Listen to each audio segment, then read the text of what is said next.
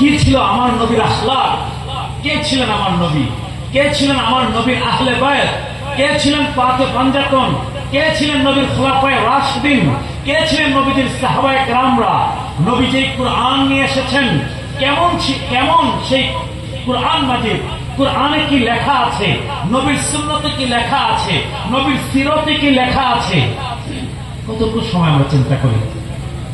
আমাদের জীবন চলে যায় ব্যবসার পিছনে, আমাদের জীবন চলে যায়, আমাদের জীবন কেটে যায়, আমাদের সময় কেটে যায় সন্তানের পিছনে, আমাদের সময় চলে যায় চাকরি বাকরিতে, আমাদের সময় চলে যায় ব্যবসা বাণিজ্যে, আমাদের সময় চলে যায় আজে বাজে আড্ডার মধ্যে, আমাদের সময় চলে যায় অশ্লীলতার মধ্যে, আমাদের সময় চলে যায় ফাহেশ কাজের মধ্যে, আমাদের সময় চলে যায় বাজারের মধ্যে বসে চায়ের স্টলে চা খেতে খেতে। যাই কিনা বলেন? নবী নিয়ে চিন্তা করার সময় আমাদের আছে?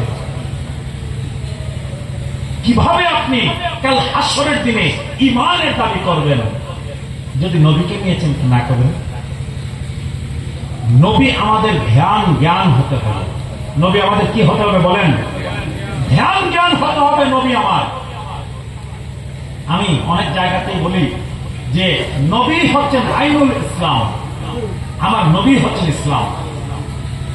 অনেকে বলবেন হুজুর এটা কেমন কথা, আর যারা বিরোধী দল তারা তো একদম তেলের ওখানে জ্বলে উঠবে। কি হয়, আমাদের জাতীয় কবি কাজী নজরুল ইসলাম লিখে গেছেন না, দেখ আমিনা মায়ের কোলে দোলে শিশু ইসলাম দোলে। তো নবীকে কাজী নজরুল কি বলছেন? ইসলাম বলছেন, বলছেন নবী ইসলাম। কাজী নজরুল কি ভুল বলছেন? কি মনে হয় আপনাদের? ওই যে বিরোধী দল যারা আছে, নবীর নাম শুনলেই, শান মান মর্যাদা শুনলেই যারা খেপে ওঠে, হ্যাঁ, তারা বলবে কি আর কবি নজরুল কি বুঝতেন? আমি বলবো বাবা তুমি কি বুঝো? কবি নজরুল যেটা বলছেন ওইটাই ঠিক, আমি কোরআন থেকে দেখাতে পারবো।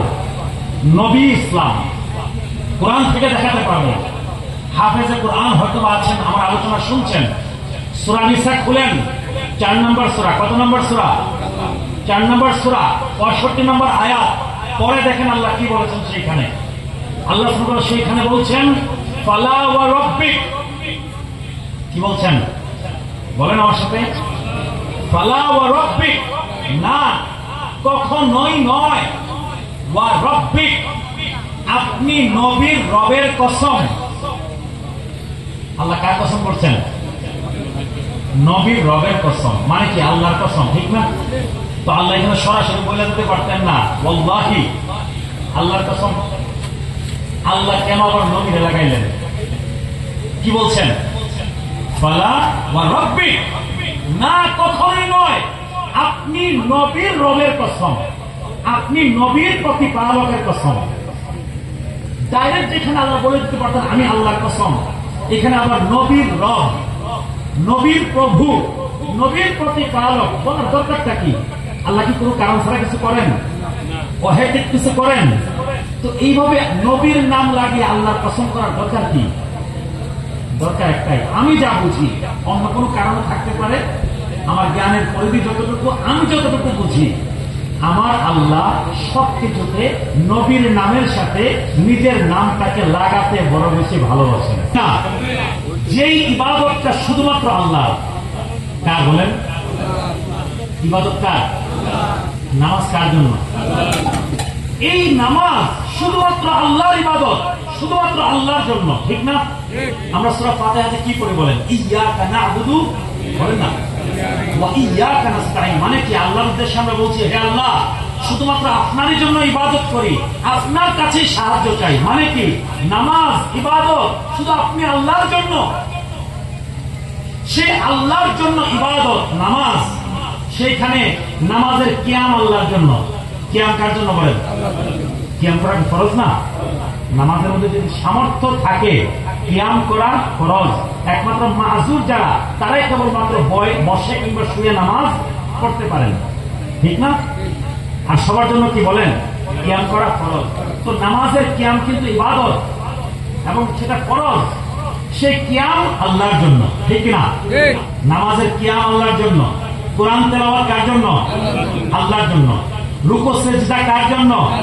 তাসবিহ তাহলিল যেই ইবাদত শুধুমাত্র আল্লাহর জন্য, সেই নামাজের মধ্যেও কিয়াম, রুকু, সিজদা, তাসবিহ, তাহলিল সকল কিছু শেষ করে আত্তাহিয়াতুর মধ্যে যখন বসবেন, আপনাকে অবশ্যই পড়তে হবে আসসালামু আলাইকা আইয়ুহান নবী, হে নবী আপনার উপরে সালাম।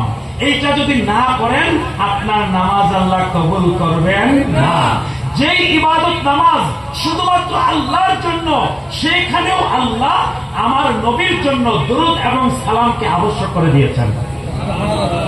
আল্লাহ আল্লাহর হাবিবকে কোন জায়গায় ভুলেন নাই, কিন্তু আমরা ভুলে যাই।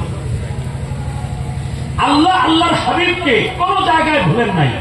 এখন আপনারা বলতে পারেন না হুজুর একটা জায়গায় ভুলেছেন, কোন জায়গায়? কোন জায়গায় বলেন তো? কোন জায়গায় আমরা নবীর নাম নিই না আল্লাহর নামের সাথে? পশু জবাই করার সময় বলুন না। একটা জায়গা আছে যেখানে নবীর নামের সাথে আল্লাহর নামের সাথে নবীর নাম নেই না। পশু জবাই করার সময়, জবাই করার সময় তখন বলেন বিসমিল্লাহি আল্লাহু আকবার, তখন আমরা নবীর নাম নেই না। এখন বলবেন এই সময় কেন নেই না? কারণ একটাই, আমার নবী হচ্ছেন রাহমাতুল লিল আলামিন। রহমত, নবী হচ্ছেন কি? রহমত, দয়া। আর মুমিনের জন্য নবী রাউফুর রহিম। কুরআন মাজিদ সূরা তাওবার কথা, মুমিনের জন্য নবী কি বলেন? আর আমভাবে সৃষ্টি জগতের জন্য নবী হচ্ছেন রহমত, দয়া। জবাইয়ের যে সুরতটা বাহ্যিক ভাবে, হ্যাঁ ভেতরে এটার মধ্যে রহমত আছে, কিন্তু বাহ্যিক সুরতটা এটা রহমতের না। কিন্তু আমার আল্লাহ যেভাবে রহিম এবং রহমান, ঠিক সেইভাবে আমার আল্লাহ কিন্তু কাহার। আল্লাহ সুরত দুইটা, আল্লাহ রহিম রহমান সুরত আছে, আবার আল্লাহ আজিজুন যুনতিকাম, আল্লাহ প্রবল পরাক্রমশালী, কঠোর প্রতিশোধ পরায়ণ। আল্লাহ কাহার, অতি কঠোর। আল্লাহ যেমন ভাবে রহিম রহমান, তেমন ভাবে কি বলেন কাফের, মুশরিক, মুনাফিক, ফাসিকের জন্য আল্লাহ অনেক কঠিন, ঠিক না? শাদীদুল ইকাব, আল্লাহ বলছেন আমি শাদীদুল ইকাব, মানে মারাত্মক কঠিন আযাব দেনেওয়ালা। তো আল্লাহ সব সুরতি আছে, ঠিক আছে? এই জন্য জবাইয়ের মধ্যে আল্লাহর নাম আসতে পারে, কোনো অসুবিধা নাই।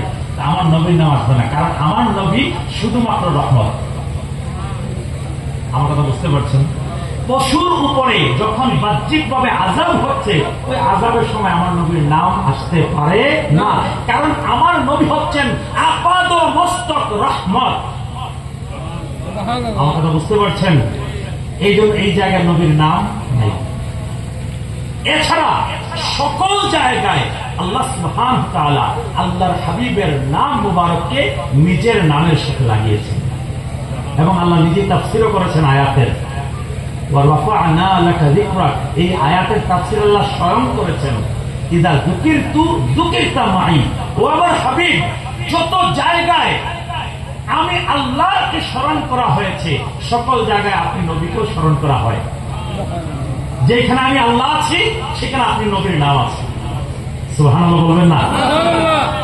আল্লাহ সুবহানাহু ওয়া তাআলা যদি চাইতেন এই আয়াতের মধ্যে ডাইরেক্ট আল্লাহর কসম করে দিতে পারতেন, কিন্তু আল্লাহ নবীর নাম লাগিয়ে দিয়েছেন। বলছেন ফালা ওয়া রাব্বিক, না কখনোই নয়, ও আমার হাবিব আপনার রবের কসম।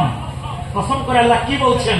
লা ইউমিনুন, দুনিয়ার মানুষ, আপনার উম্মত, আমার বান্দারা কখনোই ঈমানওয়ালা হতে পারবে না। কেন ঈমানওয়ালা হতে পারবে না?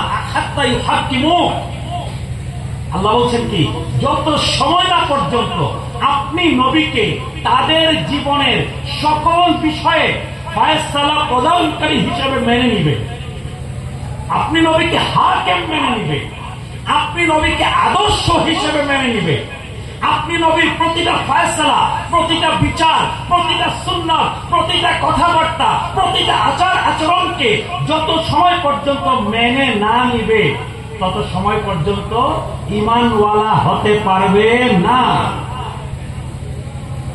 এখানে কথা শেষ না, কথা এখানে শেষ হলেও আমরা বুঝে যেতাম কিনা, এতটুকু হইলেও তো আমরা বুঝে যেতাম। আল্লাহ কি বলতে চেয়েছেন? আল্লাহ এটাকে আরো তাকিদ দিচ্ছেন, আরো জোর দিচ্ছেন, আরো পরিষ্কার করছেন। আল্লাহ বলছেন সুম্মা লা ইয়াজিদু, সুম্মা লা ইয়াজিদু হাওয়াজাম মিম্মা কাদাইতা। আপনি নবী যেই ফয়সালা দিয়েছেন, আপনি নবীর আদর্শ নিয়ে, আপনি নবীর মোহাব্বত নিয়ে, আপনি নবীর আদব নিয়ে, আপনি নবীর তাজিম নিয়ে, আপনি নবীর সুন্নত নিয়ে, আপনি নবীর আখলাক নিয়ে, আপনি নবী যে বিচার ফয়সালা দিয়েছেন, এই সকল কিছু নিয়ে কারো অন্তরে কোনো দ্বিধা দ্বন্দ্ব থাকতে পারবে না। এই পর্যন্ত বললেও কি শেষ হয়ে যেত না?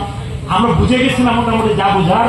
আল্লাহ বলছেন না, আমার কথা শেষ হয় নাই, আমার আরো বলার আছে। ওয়াইসাল্লিমু তাসলিমা। যত সময় না পর্যন্ত আপনি নবীর কাছে উম্মত পরিপূর্ণ সারেন্ডার করবে, আত্মসমর্পণ করবে, তারা ঈমানওয়ালা হতে পারবে না।